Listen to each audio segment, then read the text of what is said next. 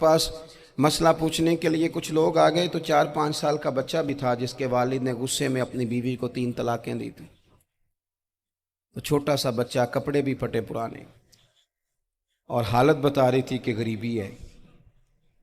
तो जब मैंने मसला बताया कि 3 तलाकें हो गई हैं तो वापस जाने लगे, तो बच्चा मुझसे कहता है, देहाती आदमी, तो कहने लगा, मौलवी साहब मेरी अम्मा ते नानी कहनी असन पूछ के आई आप कि हुण असीं लहदा लहदा ही रहना है। तो उस बच्चे की नौनिहाल की वो कैफियत देखी तो मैं रो पड़ा। मैंने कहा यार ये बच्चा बेचारा माँ बाप के होते हुए ये यतीमों जैसी ज़िंदगी गुजारेगा क्योंकि बाप ने तलाक दे दी। किस तरह मसाइल नहीं बताए लोगों को, तालीम से आगाही नहीं किया। और इसमें बहुत बड़ा जुल्म है उन लोगों का भी जो जनाजे पे खड़े होके तो कह देते हैं मेरी तरह के लोग, अच्छे उलमा की बात नहीं करता, वो कह देते हैं देखो जी लोगों को जनाजा नहीं आता। भैया आपने किस दिन इशा के बाद क्लास लगाई थी जनाजा सिखाने की? ये तो आपने कह दिया लोगों को कुरान जी ठीक नहीं आता। तो यहाँ तो बेचारी बीबियाँ जिनको सही पढ़ना नहीं आता वो मिशन बना लेती हैं कि मैंने इतने 100 को कुरान पाक पढ़ाना है, बेवा हो गई हूँ, तलाक याफ्ता हो गई हूँ, सारी ज़िंदगी कुरान पढ़ाऊँगी। हम क्यों ये मिशन नहीं बनाते, क्यों इस तरफ सफ़र नहीं करते?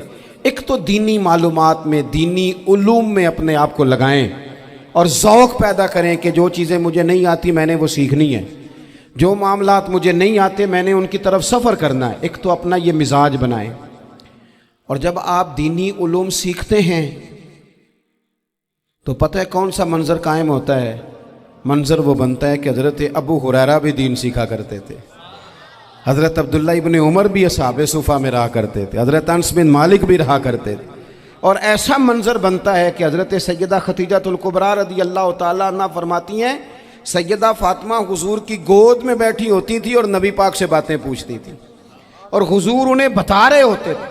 सैयदा आयशा हुज़ूर से दीन की बातें पूछती। चौथा हिस्सा हमारी फ़िक़्ह के उसूल हज़रत फ़ातिमा की, हज़रत आयशा सिद्दीक़ा की मरवियात पर मबनी है।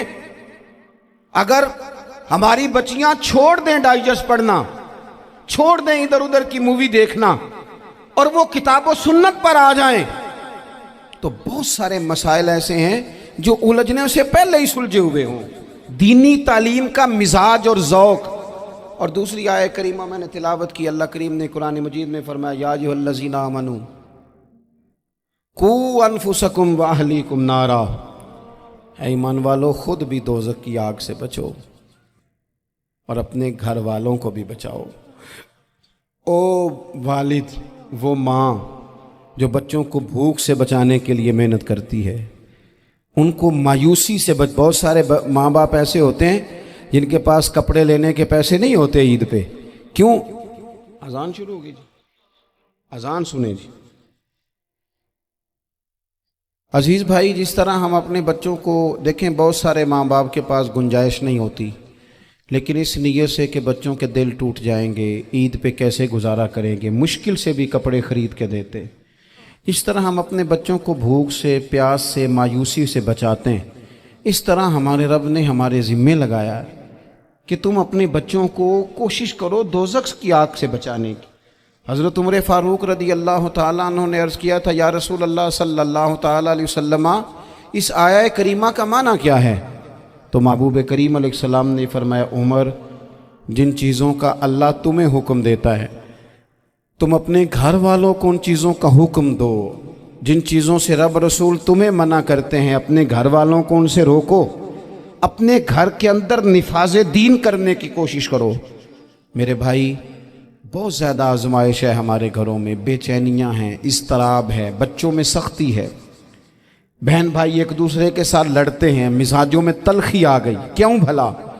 इसलिए कि माँ बाप को जो बेहतरीन किरदार और जो हसीन तरीका घर में अपनाना चाहिए था, बच्चे तकरीर बाहर से सुनते हैं लेकिन वो फॉलो अपने माँ बाप को करते हैं।